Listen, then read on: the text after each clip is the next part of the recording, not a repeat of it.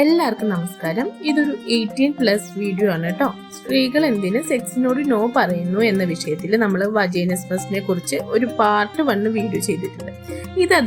അത് റിലേറ്റഡ് വീഡിയോസിലുണ്ട്. ഇത് അതിന്റെ സെക്കൻഡ് പാർട്ടാണ് കേട്ടോ. വജൈനിസ്മസിന്റെ കാരണങ്ങൾ എന്താണെന്ന് നോക്കാം.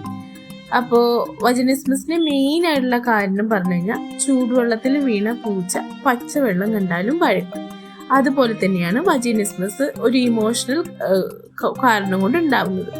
അതായത് ചെറുപ്പത്തിലുണ്ടായ സെക്ഷൽ അബ്യൂസ്, ട്രോമ കാര്യങ്ങളൊക്കെ, അല്ലെങ്കിൽ ഫസ്റ്റ് ചെയ്തപ്പോൾ ഉണ്ടായ പെയിന്, അല്ല ചിലർക്ക് ഡെലിവറിക്ക് ശേഷം ഡെലിവറി എത്ര പെയിൻഫുൾ ആണ് എന്നൊക്കെ ആലോചിച്ചിട്ട് ആ ഒരു സിറ്റുവേഷൻസ്, ആ ഒരു ഇമോഷണൽ ട്രോമയൊക്കെ നമുക്ക് ഇത്തരത്തിൽ വജൈനിസ്മസിന് കാരണം.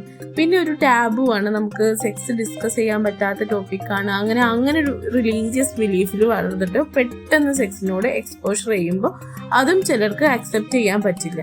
അപ്പോൾ അതും ഇത്തരത്തിൽ വജൈനിസ്മസിന് കാരണമാവും.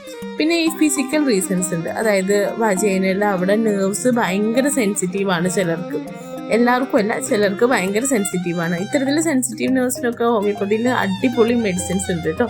പിന്നെ അതേപോലെ തന്നെ ചിലർക്ക് ഈ ഇതുപോലെ PID പോലെയുള്ള അസുഖങ്ങൾ ഉണ്ടാവും, പെൽവിക് ഇൻഫ്ലമേറ്ററി ഡിസീസ്. അതായത് വജൈനയുടെ അവിടെയൊക്കെ നീര്, വീക്കം, അല്ലെങ്കിൽ മുറിവുകൾ, അല്ലെങ്കിൽ ഫംഗൽ ഇൻഫെക്ഷൻസ് ഒക്കെ വരുമ്പോൾ ഇത് പെയിൻഫുൾ ആണല്ലോ. അപ്പോൾ അതും ഇത്തരത്തിൽ വജൈനിസ്മസിന് കാരണമാകുന്നു. പിന്നെ ചില മരുന്നുകളുടെ സൈഡ് എഫക്ട്സും കാരണമാകുന്നു. അപ്പോൾ ഞാൻ പറഞ്ഞു വന്നത്, ഒന്നുകൊണ്ടും ഭയക്കേണ്ട, ഇതിന് എഫക്റ്റീവ് ആയിട്ടുള്ള മെഡിസിൻസ് ഉണ്ട്. അപ്പോൾ ഇത്തരത്തിലുള്ളവരാണെങ്കിൽ വജൈനിസ്മസിനെ കുറിച്ച് കൂടുതൽ അറിയാൻ ഫസ്റ്റ് വീഡിയോ കാണാം. ഇനിയുള്ള എക്സസൈസും കാര്യങ്ങളൊക്കെ ഞാൻ നെക്സ്റ്റ് വീഡിയോയിൽ ഇടുന്നതാണ്. അപ്പോൾ സബ്സ്ക്രൈബ് ചെയ്ത് നോട്ടിഫിക്കേഷൻ ഓൺ ആക്കിയിട്ട് കാണാം കേട്ടോ. അപ്പോൾ അത്രയേ ഉള്ളൂ. ബൈ.